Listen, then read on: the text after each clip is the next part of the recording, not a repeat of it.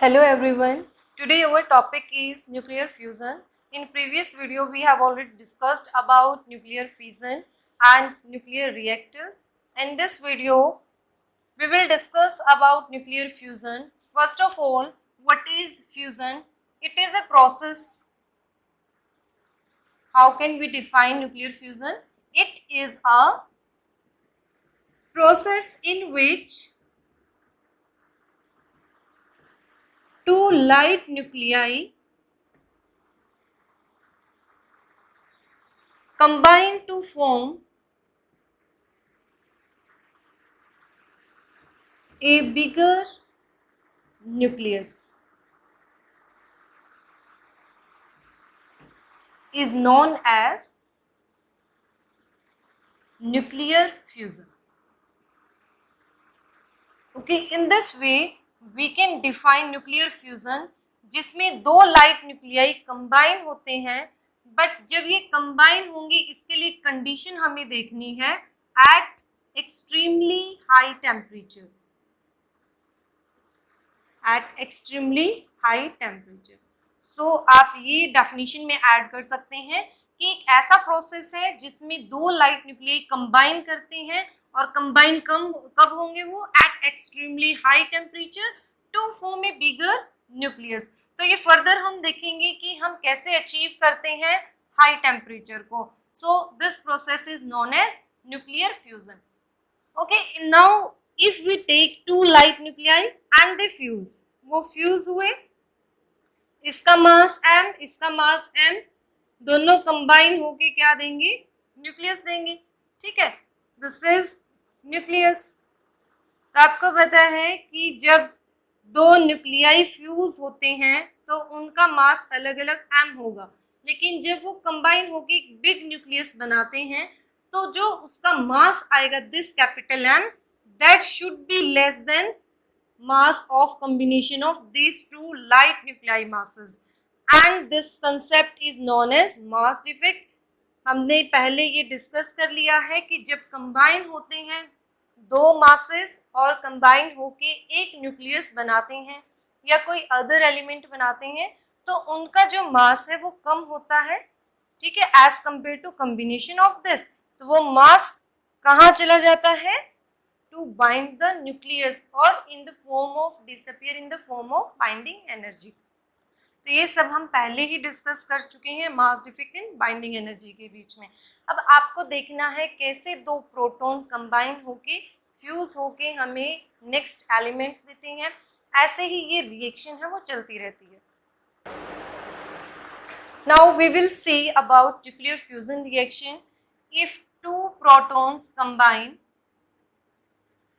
like this, then they form deuteron, 2H1, 1 positron and 1 neutrino and plus some energy 0.4. this is 2 mega electron volt. तो ये दो proton combine होके हमें क्या देते हैं? This is deuterium, positron and this is neutrino, and this energy is released in this process. Further two deuteron फिर से कंबाइन होंगे and they form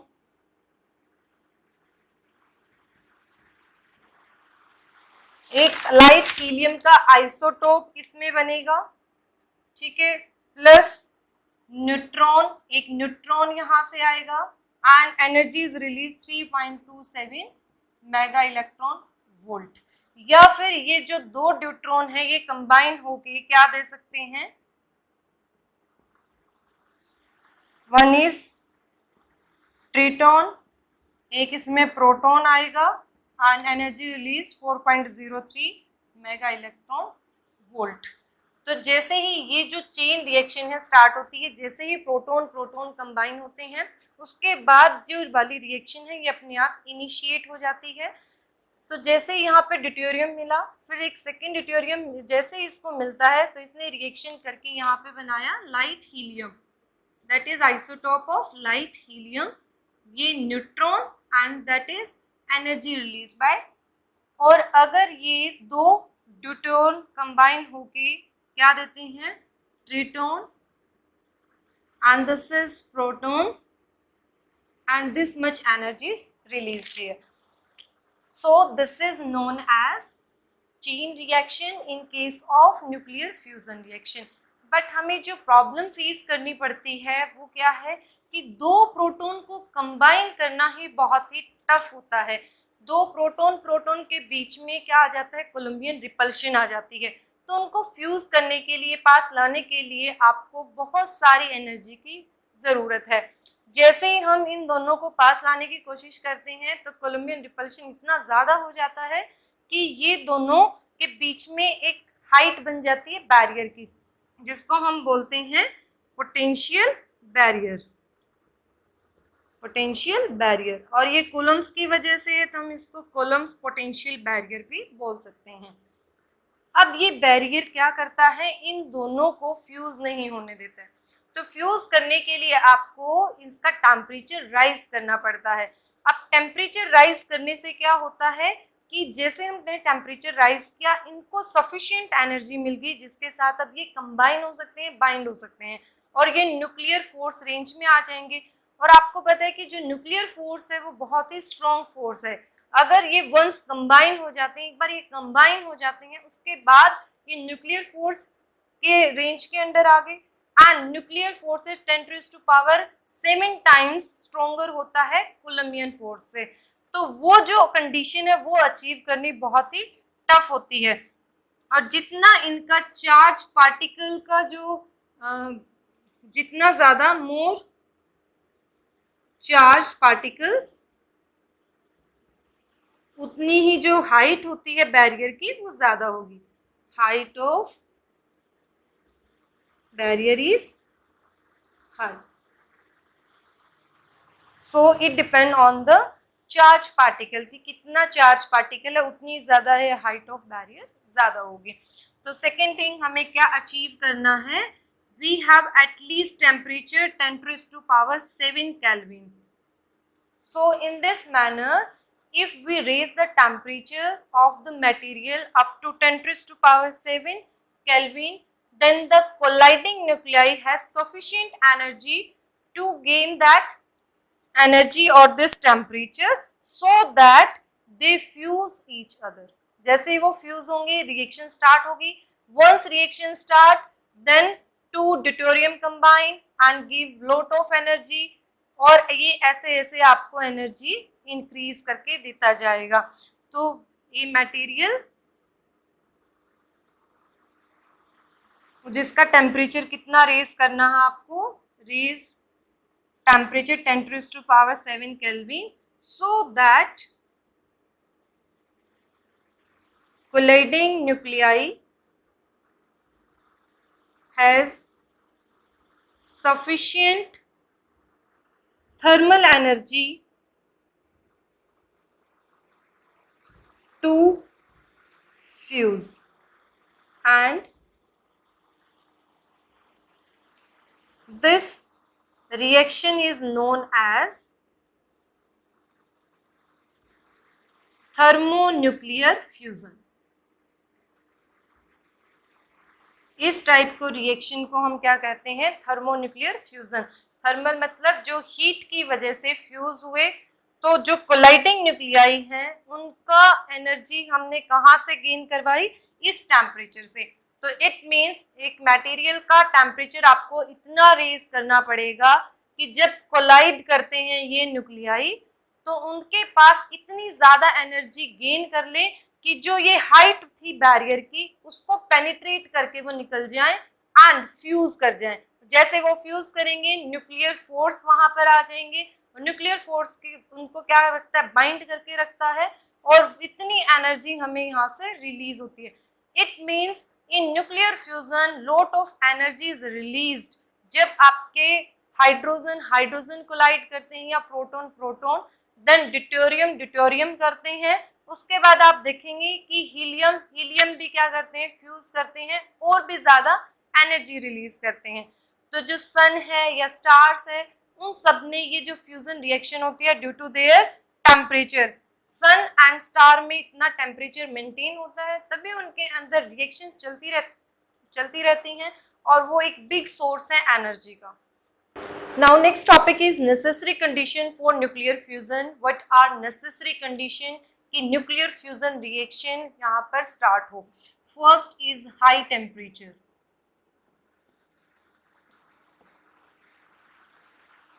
High temperature, that means the colliding nuclei has sufficient kinetic energy to overcome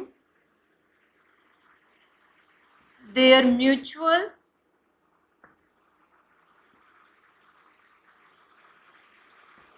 Columbian repulsion, and that temperature is of order of 10 to raise to power 6 Kelvin. At this high temperature, this colliding nuclei has sufficient kinetic energy. Second thing is high density. Second condition is high density or frequency or pressure. In this manner, frequency of colliding nuclei increases or thus increase the rate of reaction. So these are necessary condition. First is high temperature होना चाहिए so that colliding nuclei के पास इतनी ज़्यादा kinetic energy आ जाए कि दोनों जब इस एनर्जी के साथ कोलाइड करेंगे तो वो स्टिक हो जाएंगे एक दूसरे के साथ। जब मतलब बहुत ज़्यादा एनर्जी के साथ अगर वो आते हैं, कोलाइड करते हैं, तो वो फिर से रिपल्शन की वजह से दूर नहीं जाएंगे, वो बाइंड हो जाएंगे और आपकी रिएक्शन स्टार्ट हो जाएगी। सेकेंड चीज़ हमें चाहिए हाई डेंसिटी और प्रेशर, सो दैट जो फ्रीक्वेंसी है कोलाइडिंग न्यूक्लियाई की वो ज़्यादा हो जाए और इस तरीके से आपका जो रेट ऑफ रिएक्शन है वो इंक्रीज हो जाएगा। तो ये जो टेम्परेचर है आप कैसे कैलकुलेट करेंगे कि इतना सफिशिएंट एनर्जी है हमें फ्यूज करवाने के लिए। तो इसके लिए हम एक कैलकुलेशन करते हैं कि आपको कितनी एनर्जी चाहिए कि प्रोटॉन प्रोटॉन कंबाइन हो जाए। तो जो कैलकुलेटेड हम जब करते हैं एनर्जी, तो कैलकुलेटेड एनर्जी हमें इतनी चाहिए कि ये कंबाइन हो जाए 400 kilo electron volt. It means if इतनी एनर्जी अगर हम देते हैं प्रोटॉन प्रोटॉन को तो वो फ्यूज कर जाएंगे। तो इन दिस मैनर कि कितना टेम्परेचर हम इनको दें कि इनके पास ये काइनेटिक एनर्जी मिल जाए, तो उसके लिए हमें टेम्परेचर निकालना है। तो 11th क्लास में आपने काइनेटिक थ्योरी ऑफ गैसेस के बारे में रीड किया था, वहाँ पे हमने एब्सोल्यूट टेम्परेचर की बात की थी, आपको याद ही होगा।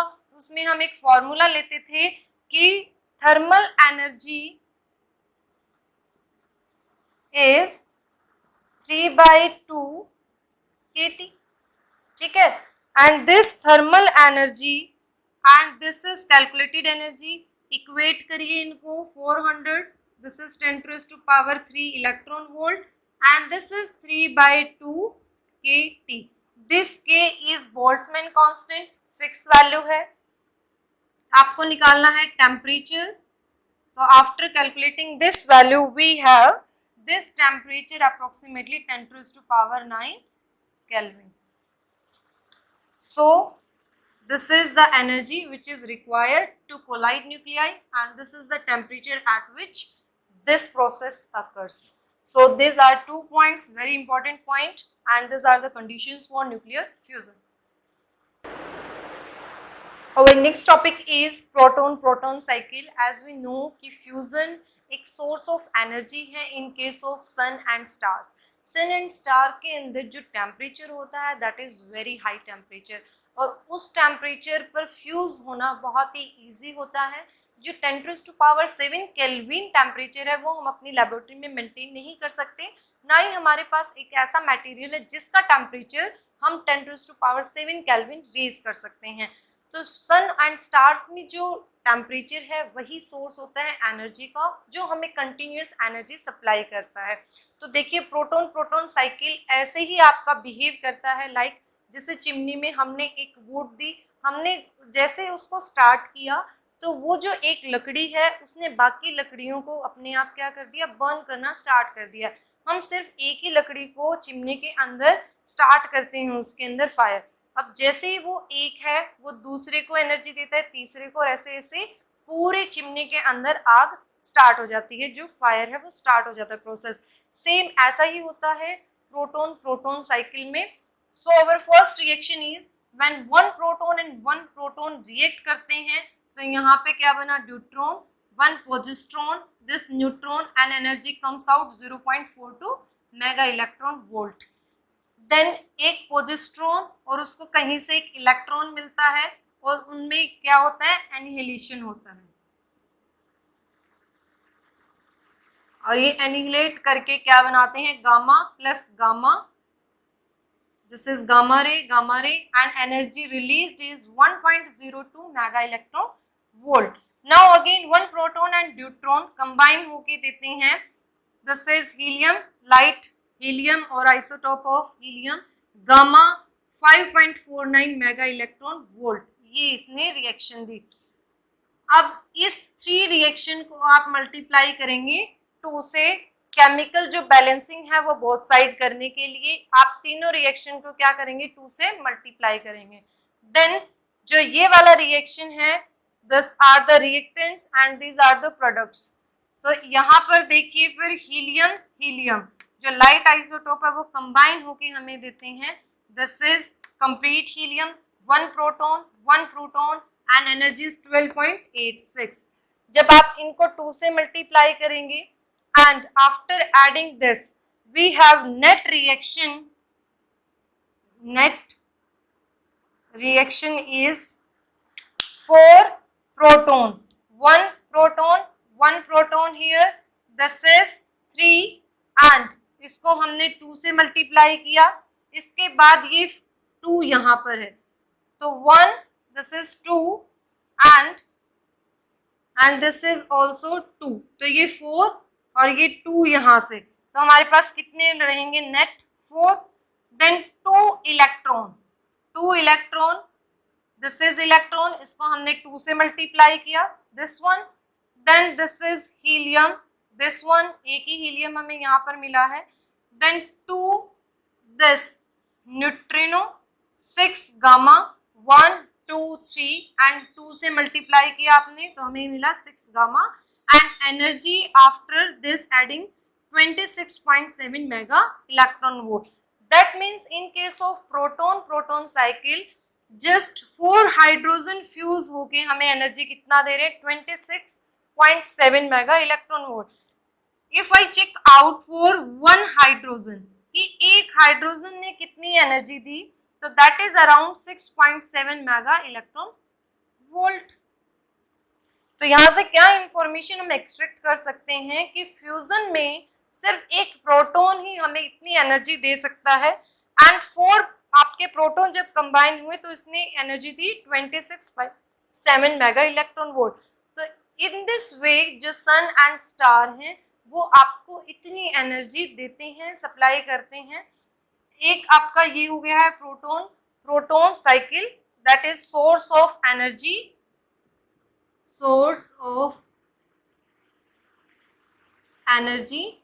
and this reaction occurs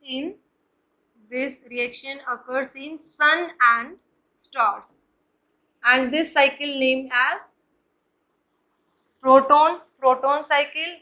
And in this manner how hydrogen या proton fuse and give this energy, and net reaction we have, and this much of energy we get from this reaction. Now if we compare nuclear fission and nuclear fission reactions and their energy जो हमें मिलती है in both processes, तो in case of nuclear fission we take fuel uranium U-235 and that give energy of order 200 mega electron volt. If I take for one uranium कि 1 uranium अगर आप लेते हैं तो यहाँ पे हमने 235 लिया है, तो उससे जो एनर्जी मिलती है that is less than 1 mega electron volt. But in case of fusion 1 hydrogen give you energy 6.5 mega electron volt. That means in case of fusion we get energy 6 times more than that of nuclear fission. In this case we have 6 times energy is greater than fission. So this is the first advantage of nuclear fusion. Then if take with second, in case of nuclear fission, it is radioactive substance and harmful radiations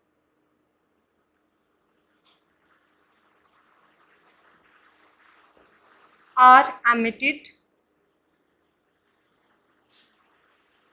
after fission.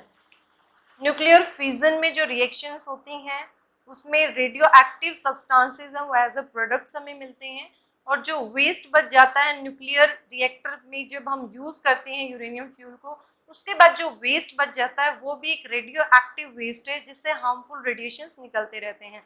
But अगर हम बात करते हैं fusion की तो ये कोई भी रेडिएशंस नहीं निकालता, no radiations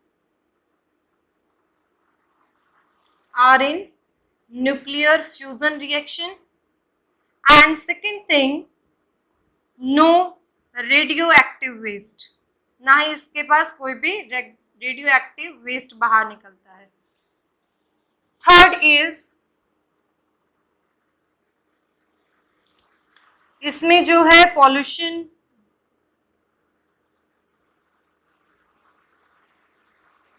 level is high. अब जहाँ आपने प्लांट देखे हैं उसके आसपास अगर रिवर है या फिर कोई भी एरिया है, लिविंग एरिया है, तो उसके अंदर जो रेडिएशंस हैं वो कंटिन्यूस निकलते रहते हैं। सेकंड थिंग जो वेस्ट है जब वो बाहर निकालते हैं, अगर वो रिवर्स में चला जाता है, अगर उसको कोई पानी को ड्रिंक कर लेता है तो उसके अंदर भी क्या है पॉल्यूशन चला जाता है। लेकिन इस केस में क्या होता है कि ये जो फ्यूल हमें मिलता है hydrogen fuel that is very clean fuel. Hydrogen is clean fuel and unpolluted। तो ये कुछ एडवांटेजेस हैं न्यूक्लियर फ्यूजन के ओवर न्यूक्लियर फिजन कि इसके अंदर एनर्जी भी हमें ज़्यादा मिल रही है, कोई रेडियो एक्टिव वेस्ट इससे बाहर नहीं निकल रहा, and third thing is hydrogen is clean and unpolluted fuel. ये जो फ्यूल है जो हम लेके चलते हैं हाइड्रोजन, ये क्लीन फ्यूल है। दैट मीन्स कि जो फ्यूजन है वो हमारे लिए ज़्यादा बेनिफिट है, उसके ज़्यादा प्रॉफिट है over this fission. But main problem क्या है, डिसएडवांटेज क्या है फ्यूजन में कि फर्स्ट थिंग जो हमें टेम्परेचर चाहिए कोलाइड करवाने के लिए न्यूक्लियाई, वो टेम्परेचर बहुत ही ज़्यादा है, एक्सट्रीमली हाई 10⁻⁷ केल्विन। ये जो टेम्परेचर लेबोरेटरी के अंदर मेंटेन करना और उस टेम्परेचर में वर्कर्स का काम करना very difficult. And second thing कि जो मटेरियल हमें चाहिए जिसमें हमें गर्म करना है, ऐसा मटेरियल नहीं है कि जिसका टेम्परेचर हम इतना रेज कर पाएँ और उसके अंदर हम हाइड्रोजन के रिएक्शन को करवा पाएँ। तो ये टू मेन्स प्रॉब्लम है जिसकी वजह से हम जो न्यूक्लियर फ्यूजन रिएक्शन है वो लेबोरेटरी के अंदर नहीं करवा सकते। But still it is very important, हम फिर भी इसका प्लाज्मा कन्फाइनमेंट या मैग्नेट बॉटलिंग करके रिएक्शंस करवाते हैं और वहाँ से हम एनर्जी को गेन करते हैं। If this is fusion reaction occur in laboratory, तो हमारे लिए एक ये ऐसा सोर्स है जो कभी भी ख़त्म नहीं होने वाला है। यूरेनियम है वो लिमिटेड स्टॉक में है, लेकिन जो ड्यूट्रॉन है वो सी वाटर में बहुत ही एफिशिएंट अमाउंट में प्रेजेंट है, और ये एक ऐसा फ्यूल है जो कभी ख़त्म नहीं होने वाला।